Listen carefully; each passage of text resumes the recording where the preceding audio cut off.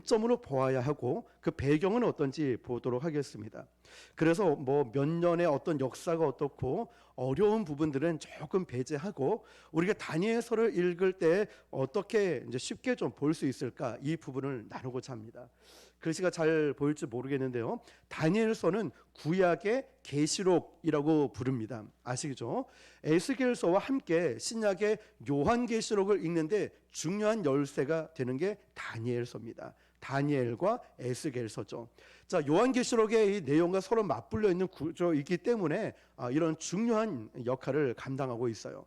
다니엘서는 총 몇 장까지 되어 있죠? 12장, 12장까지 되어 있는데 1장에서 6장, 7장에서 12장 이렇게 두 부분으로 나눌 수 있어요. 지금 책이 없습니다. 자, 책이 없어요. 그래서 1장에서 6장, 7장에서 12장 이렇게 두 부분으로 나눌 수 있는데, 우리가 모세오경을 배울 때 창세기도 두 부분 나눴던 거 기억하십니까? 창조시대와 족장시대로 나누었죠. 1장에서 11장까지는 창조시대, 12장에서 50장까지는 족장시대. 자, 창조시대 같은 경우에는 이렇게 나누었죠. 인물, 사건 중심으로 네 가지 사건이 나왔고, 족장시대는 네 인물이 등장했죠. 자, 마찬가지로 다니엘서도 총 몇 장이죠? 12장. 12장인데 두 부분으로 나눠요. 몇 장에서 몇 장? 1장에서 6장. 그 다음 7장에서 12장. 자, 이렇게 나눕니다. 자, 1장에서 6장까지의 말씀을 보면은 5가지의 사건이 나옵니다. 오늘 읽었던 우리의 말씀은 다니엘이 느부갓네살 왕의 음식을 거절한 사건이 1장에 등장을 하죠. 자, 5가지 사건을 1장에서 6장까지 우리가 접하기 때문에 비교적 쉽게 다니엘서를 이해할 수 있어요. 자, 가로 1번을 읽어볼게요. 시작. 다니엘이 왕의 음식을 거절한 사건. 2번. 느부갓네살 왕의 꿈을 해석하며 3번. 그 꿈에 담긴 하나님의 계시를 대언. 4번. 벨사상 왕 때 궁전벽에 쓰인 글씨를 해석. 5번. 사자굴에 던져진 다니엘이 살아난 사건. 자, 이렇게 5가지 사건이 몇 장까지 기록이 되어 있죠? 6장까지.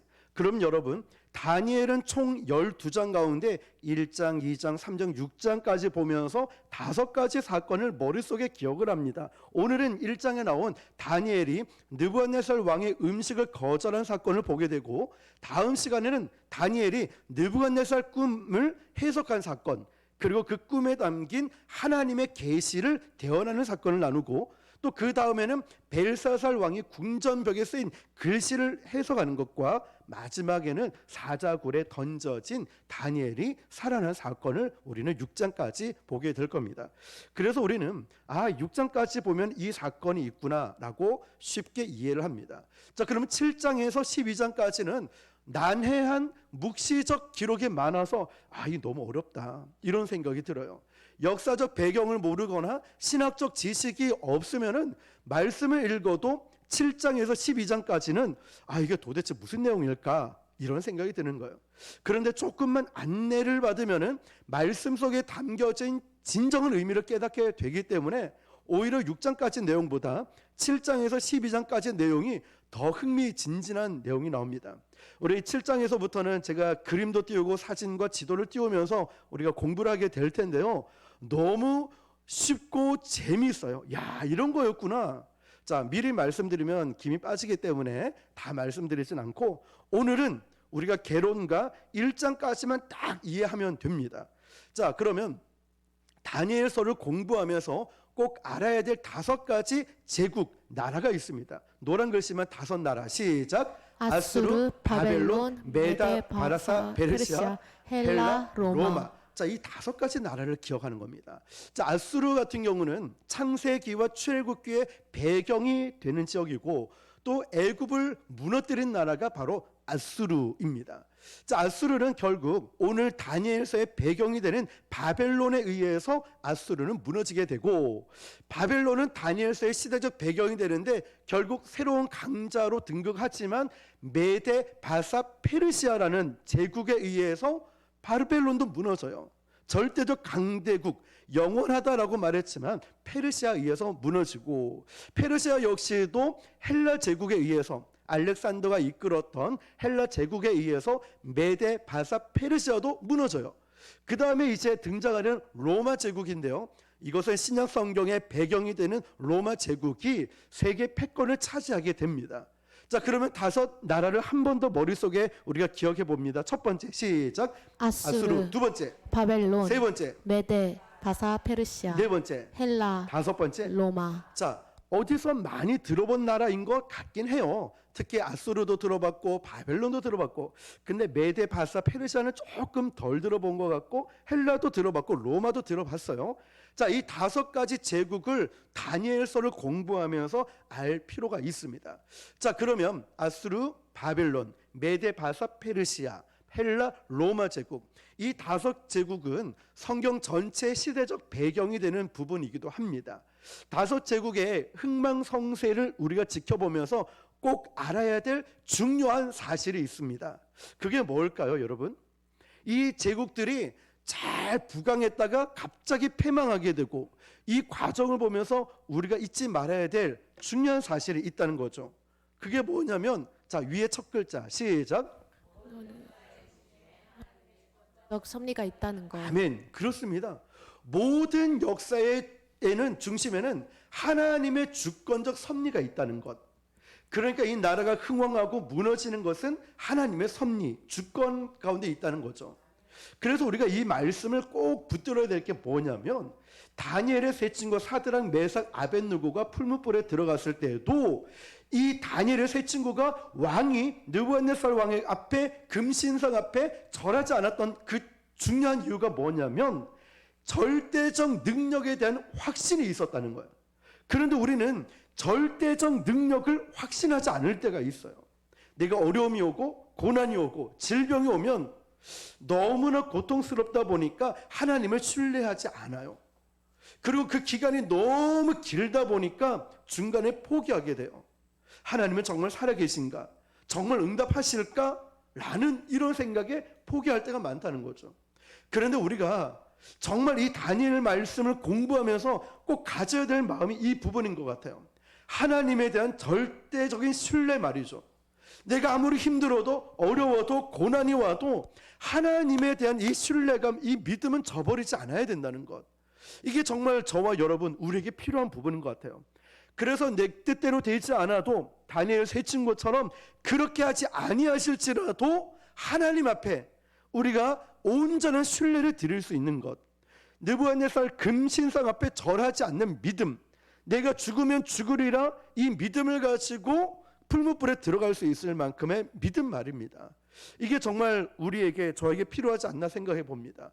다니엘서도요, 이런 하나님의 구원의 섭리에 초점을 맞추고 있다. 이게 중요한 거예요. 다니엘서도 보면서. 그러면 하나님은 이 다니엘서를 보면서 이스라엘 민족, 백성들을 어떻게 훈련하고 양육을 시키냐면 간단합니다. 내 말에 순종하면 너는 복을 받고, 내 말에 불순종하면 너는 저주를 받는다, 벌을 받는다. 그런데 이 불순종의 벌의 대가가 뭐냐면, 하나님은 이스라엘 민족을 다스리기 위해서 다른 나라의 속국으로 만들어요. 그 나라가 어떤 나라죠? 바벨론이라는 거예요. 바벨론의 포로로 끌려가게 만들어요. 그런데 바벨론 포로로 끌려갈 때 한꺼번에 수십만 명이 끌려간 것이 아니라 먼저는 귀족들, 학식이 똑똑한 사람들, 이런 사람들 먼저 끌고 가게 된 거예요. 또 나이가 조금 있고 몸이 불편하고 장애가 있고 연약한 사람들은 내버려 두고 먼저는 똑똑하고 배우고 또 재산이 있고 힘 있고 이런 사람들을, 엘리트 같은 사람들을 먼저 끌고 가야 돼요. 거기에 바로 다니엘이 포함되어 있다는 거죠.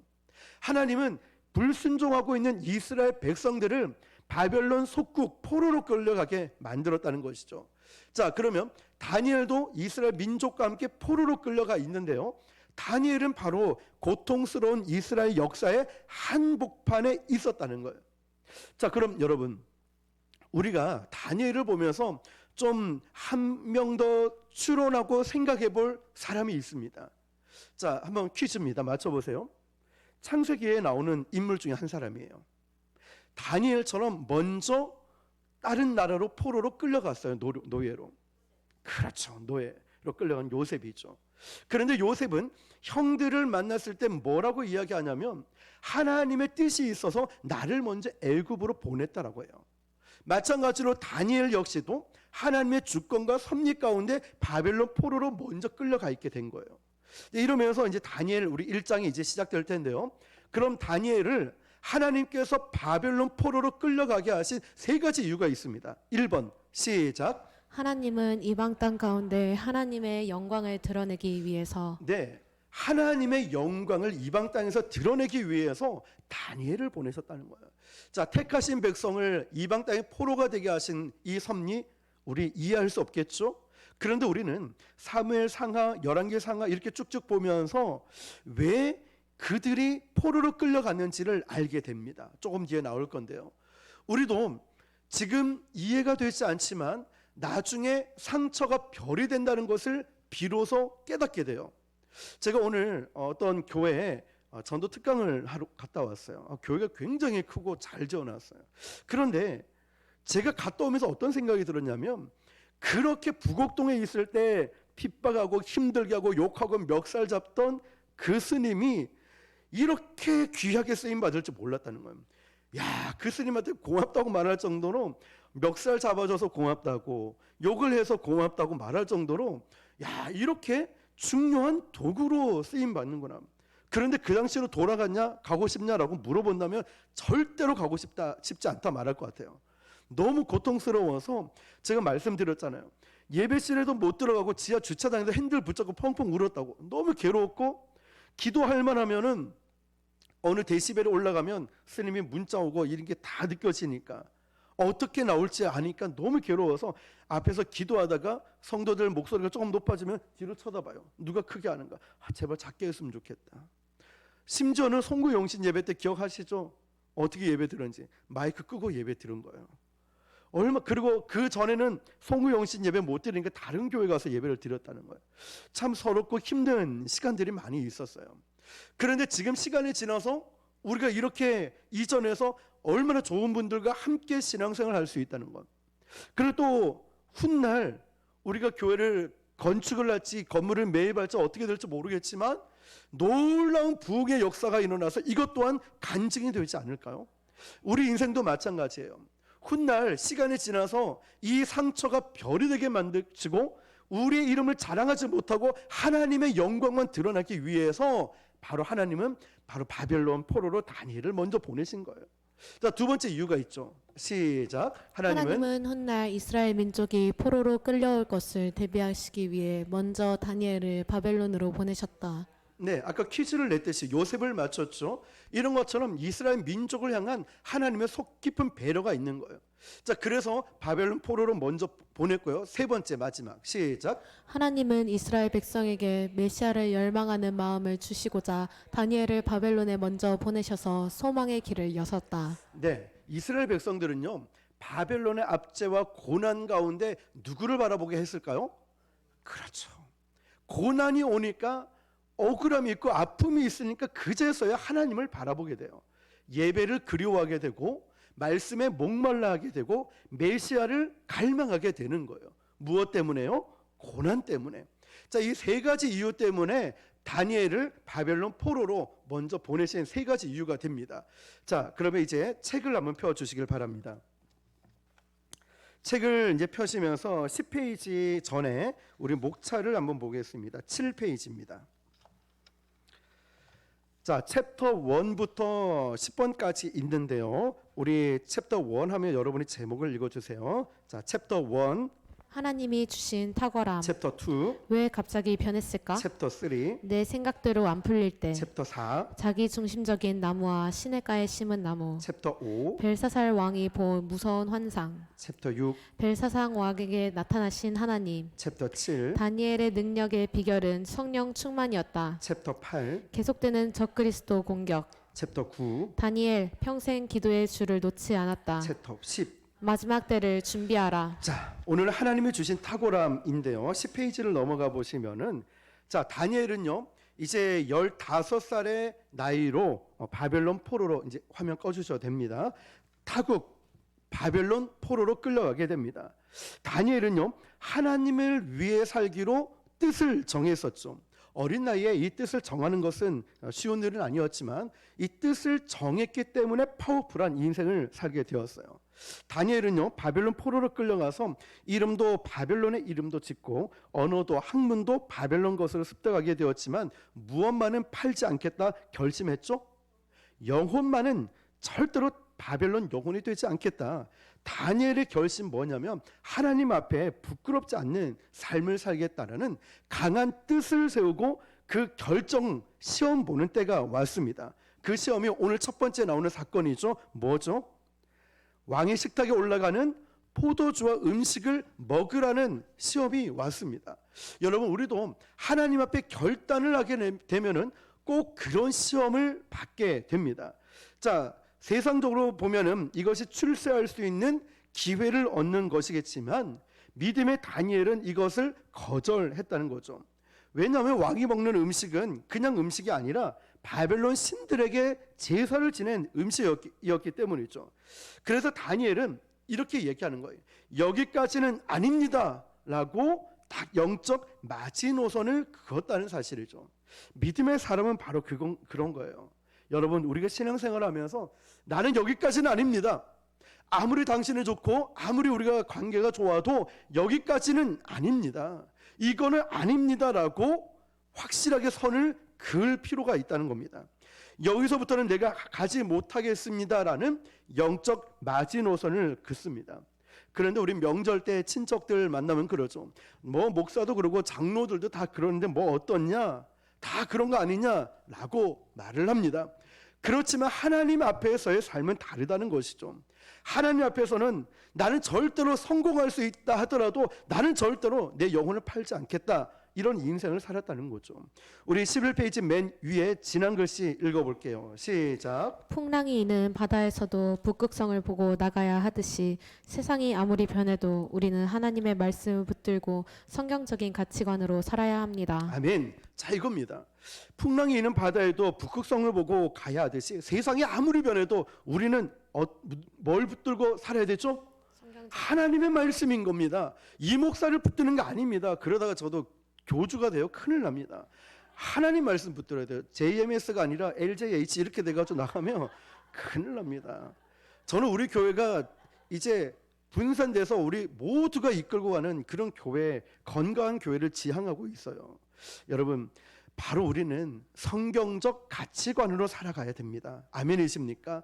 그래서 우리 교회가 말씀을 가르치기 위해 부단히 노력을 하고 연구하는데 정말 많은 시간을 쏟고 있어요. 다니엘이 바로 그 모습을 보여줬다는 거예요. 여러분, 이 책이 그냥 나온 게 아닌 거 아시죠? 제 얼굴을 보세요. 살찐 거 보세요. 밤늦게 새벽까지 책을 쓰고 연구하고 보다 보니까 먹게 되잖아요. 먹으면 어때요? 또 바로 잠을 자고 새벽기도 와야 되니까 부단한 노력으로 몸매를 이렇게 유지하고 찌웠어요. 이제 책 다 썼으니까 이제 다시 원상 회복해야 되겠죠. 그나마 이게 조금 헐렁하고 맞았는데 이게 터질 것 같아가지고 심각성을 느끼고 있어요. 단추가 하나 떨어질랑 말랑 해가지고. 자, 이제 원상 복귀할 예정입니다. 조금만 기다려 주세요. 자, 여러분, 우리가 살면서 어떤 분야에든 간에 어떤 시점에서는 이런 믿음의 대가를 치러야 되는 상황들이 옵니다. 그때 여러분, 우리가 엘리사 열왕기 하 6장 말씀 계속 제가 반복해서 말씀드리죠. 사환처럼 상황을 보지 말고 엘리사가 기도해서 눈을 열어줬을 때, 영안이 열렸을 때 불말 불병거를 보았듯이 상황이 아니라 사람 눈치가 아니라 옆에 사람 보는 것이 아니라 하나님의 얼굴을 구하고 하나님께 우리는 영적 마지노선을 딱 정하고 믿음을 지킬 수 있어야 되는 거예요. 믿으시죠, 여러분? 자, 밑에 지난 글씨 세상의 힘으로 시작. 세상의 힘으로 성공하면 여러분은 세상의 노예가 되어만 합니다. 차라리 처음부터 힘들더라도 하나님의 길을 선택해야 합니다.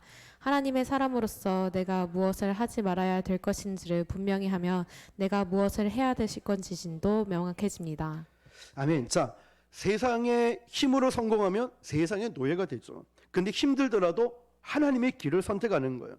그 하나님의 길을 선택하는 순간에 하나님의 사람으로서 내가 무엇을 하고 무엇을 하지 말아야 될지를 결정된다는 거예요. 아, 내가 뭘 해야 될지 모르겠다. 이게 왜냐면 결단을 하지 않았기 때문에 그래요. 다니엘은 뜻을 정했습니다.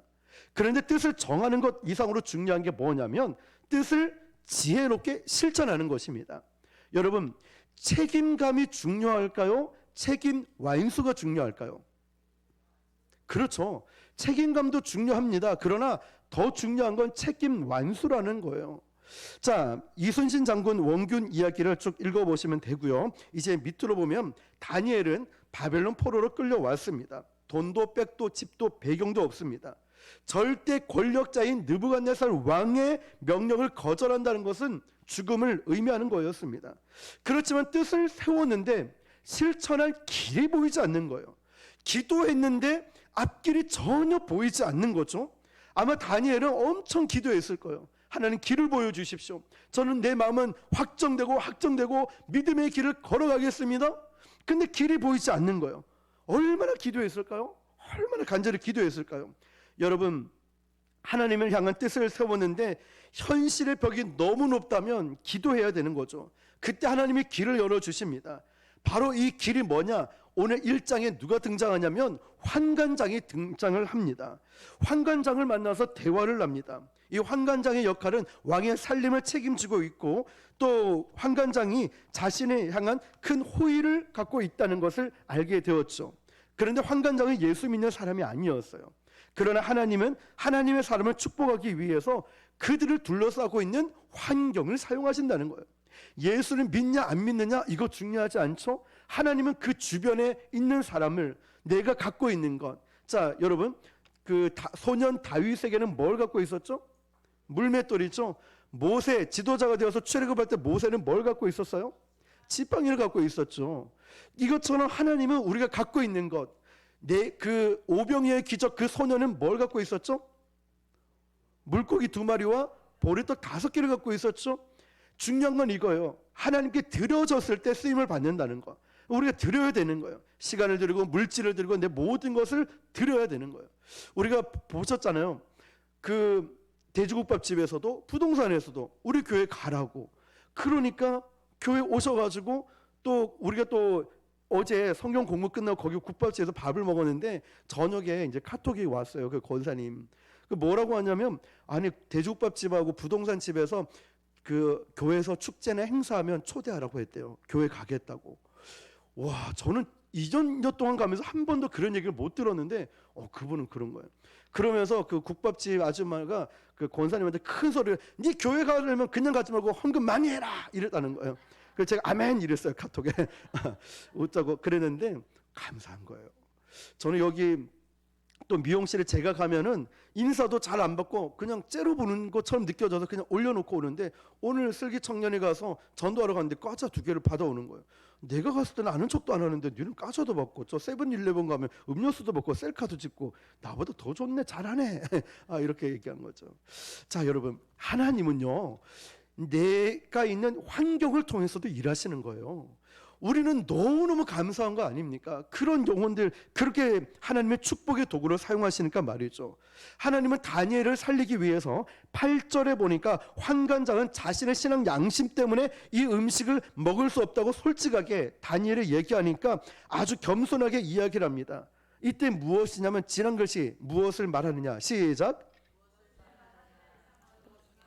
어떻게 말하느냐입니다. 그렇죠. 아무리 좋은 얘기를 할지라도요 어떻게 말하느냐 이게 참 중요한 거예요. 똑같은 복음이지만 어떻게 말하느냐가 참 중요한 거예요. 오늘 전도 나간 실제적인 얘기를 계속하게 되는데요. 오늘 그 옷집에 이제 폐점돼 있어가지고 아이고 이제 친해질만 하니까 폐점되고 했더니 아이고 왜 아쉬워요 그랬더니 이제 친해질만 하니까 아쉬워요. 아이고 우리 친하긴 친한가 보다 폐점이 아니라 업종을 바꾼다 하더라고요. 디즈니 무슨 골프웨어가 들어온다 하더라고요. 그래서 어이구 다행이다라고 하는데 그 마지막 말이 뭐냐 손님들한테도 교회 칭찬하면서 축제할 때 또 저한테도 그 얘기 하더라고요. 좋은 얘기를 하면서 교회를 칭찬하고 이런 모습들 보면서 그분이 그러는 거예요.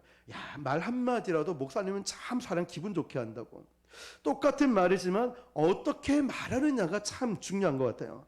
자, 여러분 골로새서 4장 6절입니다. 시작. 너희 말을 항상 은혜 가운데서 소금으로 맛을 낸과 같이 하라. 그리하면 각 사람에게 마땅히 대답할 것을 알리라. 아멘. 자, 하지만 이 그 온유하고 지혜로운 말만으로 환관장이 설득된 것은 아니었어요. 사실 보잘것없는 노예이고 소년이었는데 그 자신의 신앙 양심 하나 지켜주자고 환관장이 목숨을 걸 이유가 없다는 거죠. 환관장은 아주 냉정한 사람입니다. 이런 소년들이 얼마나 많이 있었겠습니까? 그런데 이상하게도 다니엘에게만은 달랐다는 거예요. 9절에 보니까 하나님이 다니엘로 하여금 환관장에게 은혜와 긍휼을 얻게 하신지라. 누가 은혜와 긍휼을 얻게 했다 했죠? 하나님이 그 마음을 주신 거예요. 누구에게요? 환관장에게 은혜와 긍휼을 줬다는 거죠. 그러니까 나는 돈도 백도 아무것도 없는데 하나님이 그 아무 관련도 없는 환관장의 마음을 움직여 준 거예요. 그러니까 우리도 우리 자녀들에게 우리 가정에도 나는 돈도 백도 힘도 아무것도 없어도 결국 그 문을 열어주고 은혜와 긍휼을 부어주시는 분은 하나님이시라는 거예요. 그러니까 우리가 하나님을 의지하고 하나님께 기도하고 하나님께 매달릴 이유가 여기 있다는 거예요. 다른 헛된 것이 아니라 성경을 찾아봐서 1장 10절입니다. 다니엘 1장 10절 성경에서요. 시작. 환관장이 다니엘에게 이르되 내가 내 주 왕을 두려워하노라. 그가 너희 먹을 것과 너희 마실 것을 지정하셨거늘 너희 얼굴이 초췌하여 같은 또래의 소년들만 못한 것을 그가 보게 할 것이 무엇이냐. 그렇게 되면 너희 때문에 내 머리가 왕 앞에서 위태롭게 되리라 하니라. 아멘. 내가 내 주 왕을 두려워하노라. 이 말이 정답입니다. 왜냐? 사람이 무엇을 두려워하느냐에 따라서 그 인생관이 딱 드러나오거든요. 환관장은 왕의 최측근입니다. 왕을 두려워하죠. 자, 가장 가까이서 왕을 모셔왔기 때문에 이 왕이 얼마나 무섭고 두려운 사람인가를 알고 있었다는 거죠. 얼마나 두려웠든지 내가 내 왕이 아니라 내가 내 주 왕이라고 표현을 하고 있다는 거죠. 자기 인생의 주인이 누구예요? 왕이라는 거예요. 느부갓네살 왕. 다니엘은 자기 인생의 주인이 왕이 아니라 누굴까요? 그렇죠. 내 인생의 주인은 하나님이신 거예요. 여러분, 우리의 주인은 바로 하나님이십니다. 당연한 거죠. 근데 절대적으로 신뢰해야 되는 거예요.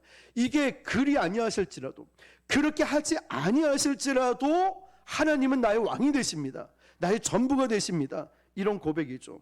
자, 그때 이제 밑에 보면은 환관장이 보잘것없는 노예 소년한테 자기의 딱한 사정을 설명하는 게 놀라워요. 환관장이 나는 이렇게 못한다. 나 좀 도와줘. 나 좀 이해해달라. 그냥 나 바빠. 나도 먹고 살기 바쁜데 이러면 끝날 텐데 너도 나를 좀 이해해줘 라고 이야기를 합니다. 14페이지로 넘어가 보면요. 11절에 보면 감독이라고 하는 이제 또 다른 인물이 등장합니다. 그러고 보니까 느부갓네살 나오고 환관장 나오고 이제 감독이 등장하죠. 환관장의 부하입니다. 이 감독은 환관장이 일이 많으니까 다니엘과 세 친구들은 그 많은 인재들 가운데 몇 명씩 담당하는 부서장인 거죠. 이 감독에게 가서 다니엘은 두 번째 작전을 펼칩니다. 왜냐하면 첫 번째 환관장 대화에서 그래도 거절당했는데 이게 부정적인 거절이 아니라 긍정적인 거절인 걸 알았죠. 그래서 하나님께서 시험을 주실 때는 반드시 그 시험 속에 길을 내신다는 거죠. 그래서 하나님을 위해서 선한 뜻을 품고 그것을 실천할 때 막 실크로드처럼 쫙 길이 열리는 것이 아니라 그 길에는 장애물이 있었어요. 환관장이 노라고 말해도 끝이 아닌 거예요. 감독이 기다리고 있듯이 우리도 기도하고 열심히 신앙생활하는데 여기서 딱 끝나는 것이 아니라 길이 있다는 거예요. 이 장애물 넘고 나면 길이 있다는 거예요. 또 장애물 넘고 나면 또 길이 있다는 거예요. 자, 여리고 성도 있었죠. 그걸 넘어야 약속의 땅에 들어갈 수 있는 것처럼 장애물은 절망의 문이 아니라는 것입니다.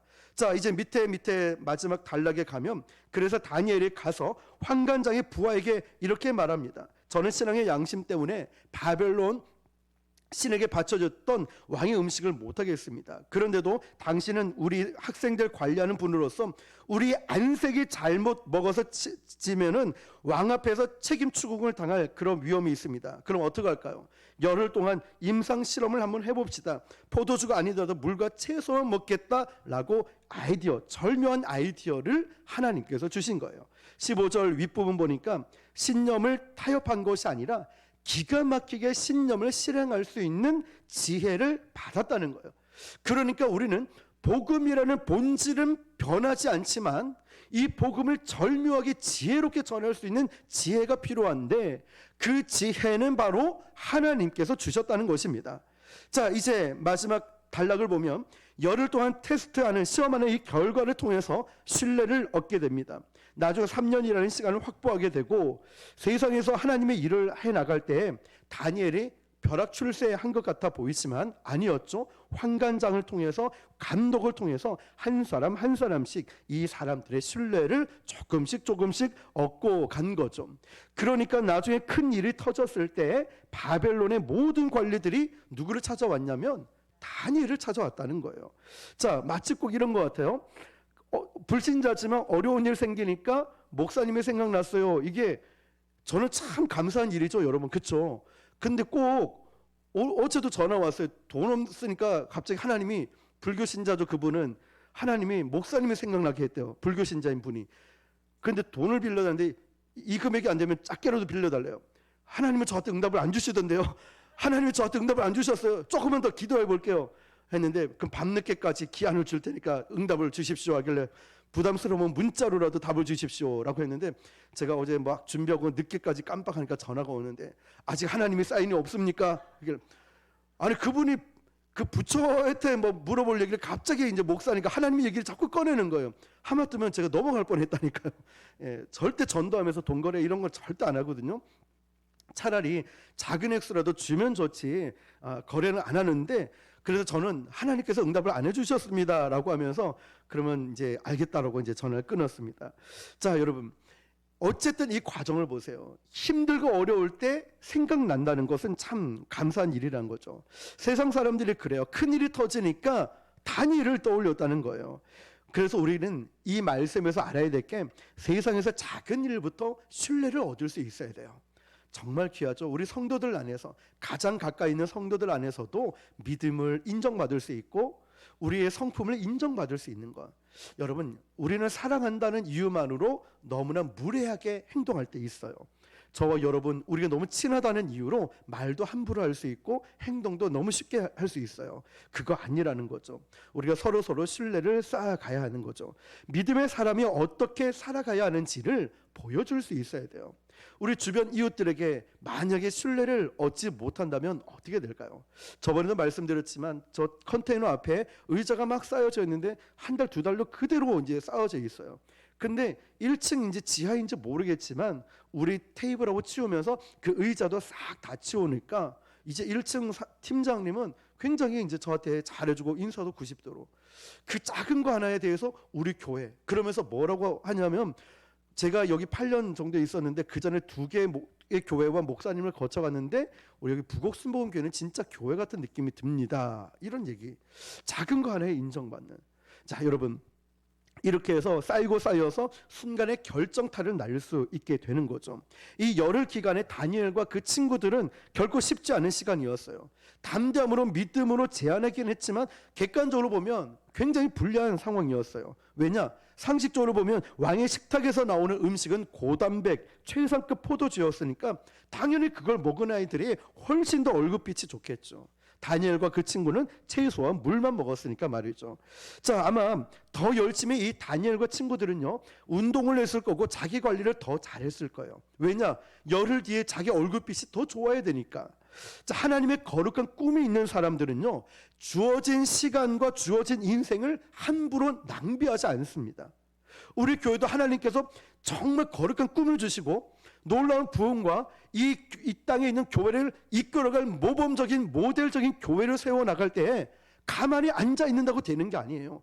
열심히 기도하고 열심히 전도하고 좋은 소문나고 인정받는 교회, 부단한 노력이 필요하다는 것이죠. 함부로 인생을 사는 게 아닙니다. 자신의 시간과 에너지 함부로 쓰지 않아요. 거룩한 꿈을 위해서 우리는 준비하는 것입니다. 굉장히 중요한 레슨이죠. 우리 다음 페이지 16페이지에 고린도전서 9장 25절 시작. 일하기를 다투는 자마다 모든 일에 절제하나니 그들은 썩을 승리자의 관을 얻고자 하되 우리는 썩지 아니할 것을 얻고자 하노라. 아멘. 자, 하나님의 선한 꿈을 꾸고 계신 우리는 비전이 아무리 커도 매일매일 한 걸음씩 절제하고 겸손하고 준비하는 삶을 살지 않는다면 헛된 꿈일 수도 있다는 거예요. 자, 그러니까 한 번에 큰 교회 되지 않아요. 한 번에 놀라운 역사가 나타나는 게 아니라 하나씩 차근차근 믿음으로 준비하는 삶이 필요하다는 거죠. 우리 15절을 한번 읽어볼게요. 하나님의 특별한 은총을 다니엘에게 보여주셨는데요. 15절 시작. 그들의 얼굴이 더욱 아름답고 살이 더욱 윤택하여 왕의 음식을 먹는 다른 소년들보다 더 좋아 보인지라. 아멘. 자, 이 다른 소년들보다 못하지 않았다고 한 게 아니라 더 좋아 보였다.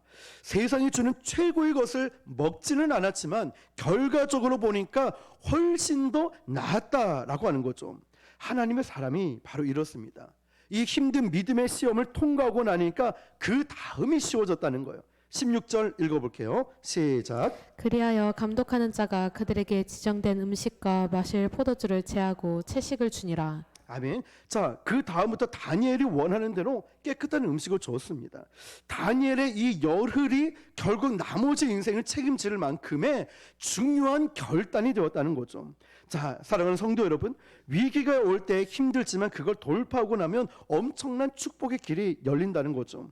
근데 작은 시험 같지만 여기서 타협해 버리면 다니엘은요, 이 바벨론 왕국에 그냥 진짜 노예가 되어 버렸을 겁니다. 그 시험을 통과하면서 이제 공부하기 시작하는데 하나님이 주시는 탁월함이 있는 거예요. 17절 시작. 하나님이 이 내 소년에게 학문을 주시고 모든 서적을 깨닫게 하시고 지혜를 주셨으니 다니엘은 또 모든 환상과 꿈을 깨달아 알더라. 아멘.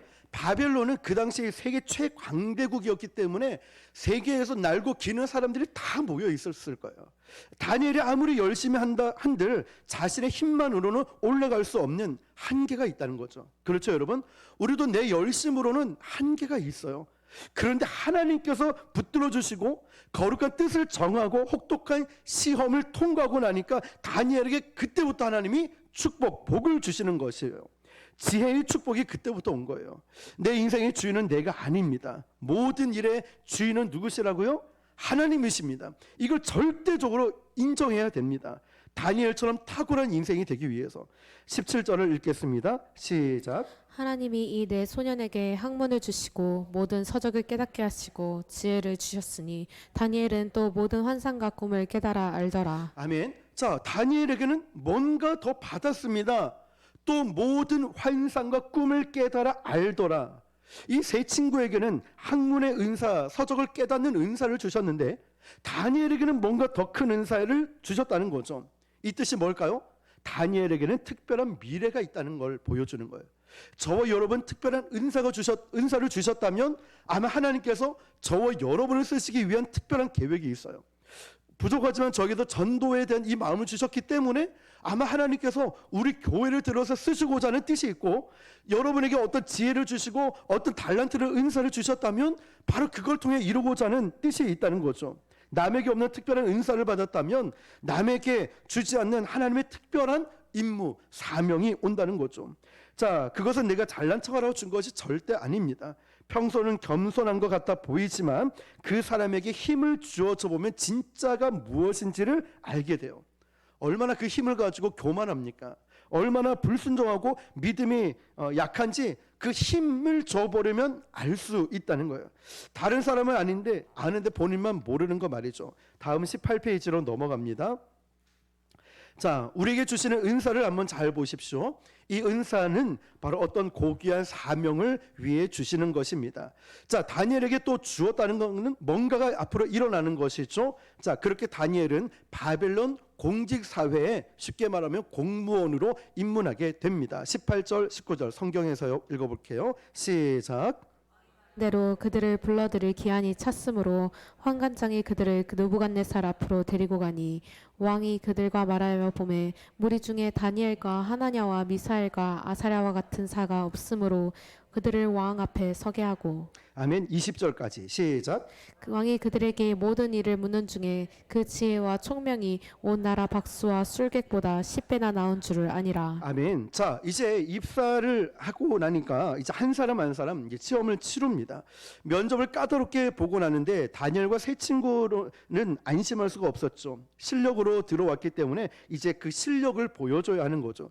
20절을 보니까 이제 한 명 한 명 불러서 실무 프로젝트를 줘서 실무에서 일을 시켜봅니다. 그 결과가 20절에 보니까 왕이 그들에게 모든 일을 묻는 중에 그 지혜와 총명이 온 나라 박수와 술객보다 몇 배나 나았다고 했죠? 10배, 10배나 나았다는 거예요. 여러분, 하나님께서 주신 이 지혜는요, 그냥 좀 낫다 이 정도가 아니라 모든 뛰어난 사람보다 10배나 높다는 거예요. 누가 지혜를 주셔서요? 하나님이 지혜를 주셔서요. 여기서 박수와 술객은 일종의 무당이나 마술사라고 생각하기 쉽지만 왕실에서는 천체를 관측하고 인생의 길흉 화복을 점치는 미래학자들입니다. 천문학뿐만 아니라 인문학, 경제학 같은 모든 분야에 걸출한 인물들이 많이 있었습니다. 그런데 왕은 다니엘과 이 친구들을 실제 일을 지켜보니까 다른 거예요. 하나님이 주신 탁월함이 있는 거예요. 그러니까 저와 여러분도 이런 탁월함이 필요하죠. 이런 하나님께서 저와 여러분에게 이런 모든 일에 탁월함을 주시길 바랍니다. 간절히 소원합니다. 우리가 사람을 대할 때도, 우리가 전도를 할 때도, 예배를 드릴 때도, 교회 일을 할 때도 이런 탁월함이 필요하지 않습니까? 바벨론 왕실의 무한 경쟁 안에서 세계적인 인재들이 모여있는 곳에서 탑으로 올라갈 수 있는 것 한번 보십시오. 텃세들이 얼마나 많이 일어나겠습니까? 바벨론 역시 텃세가 없었겠습니까?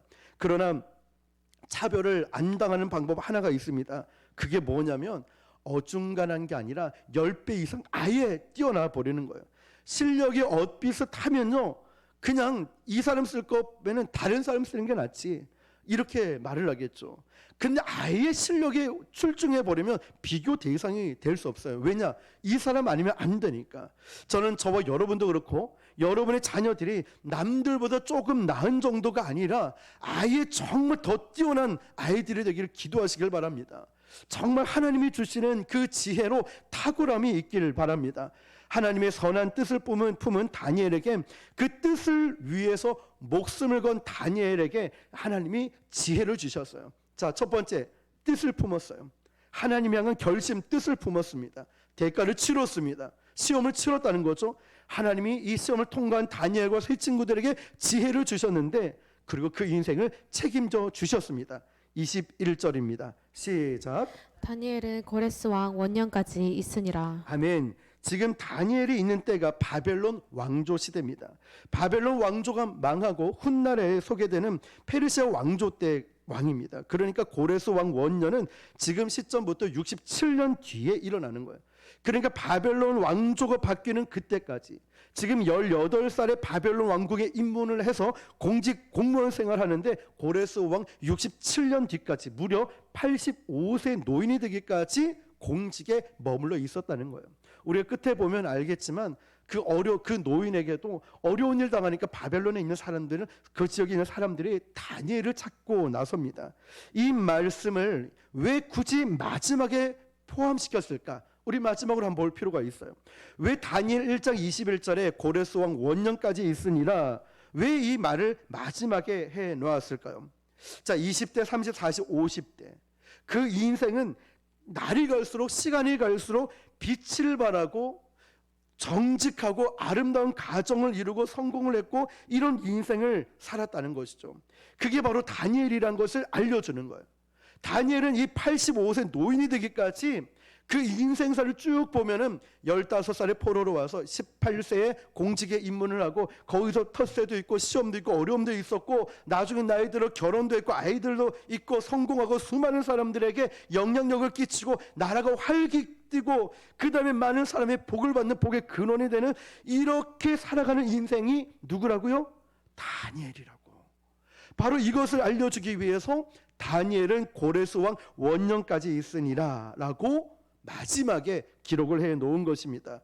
저는 저와 여러분도, 우리의 자녀들도 반짝 성공이 아니라 이런 평생 주님 오실 날까지 쓰임 받길 바랍니다. 왜 이 말씀을 넣었을까? 다음 페이지 한번 볼까요?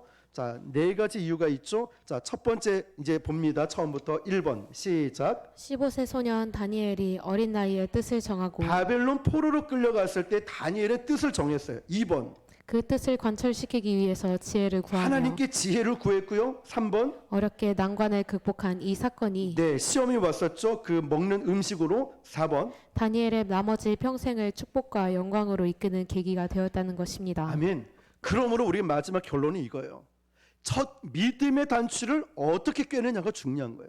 신앙생활도 마찬가지예요. 내가 정말 어떻게 신앙생활 예배를 드리느냐 첫 단추에 따라서 나는 뒤에서 늘 머뭇머뭇거리거나 아니면 늘 장난치고 늘 핸드폰 보고 아니면 졸고 이런 예배자가 되느냐, 아니면 정말 예배를 뜨겁게 감격적으로 늘 예배 시간 일찍 와서 간절한 마음으로 예배하고 기도하는 자가 되느냐, 이 우리 마음의 결단이 참 중요한 것 같아요. 참 이걸 따라서 달라지는 인생이라는 거죠.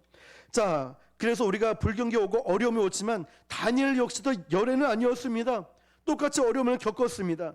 그러나 그 어떤 고난도 다니엘을 꺾을 수 없다는 거죠. 오늘 저와 여러분도 첫 단추를 잘 깰 수 있길 바랍니다.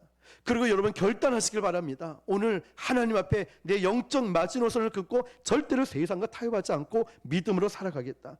저뿐만 아니라 우리 자녀들도 그런 결심을 통하여서 시험을 통과해서 하나님의 그 탁월함을 받고 살아가시는 저와 여러분 되시기를 주님의 이름으로 축원합니다.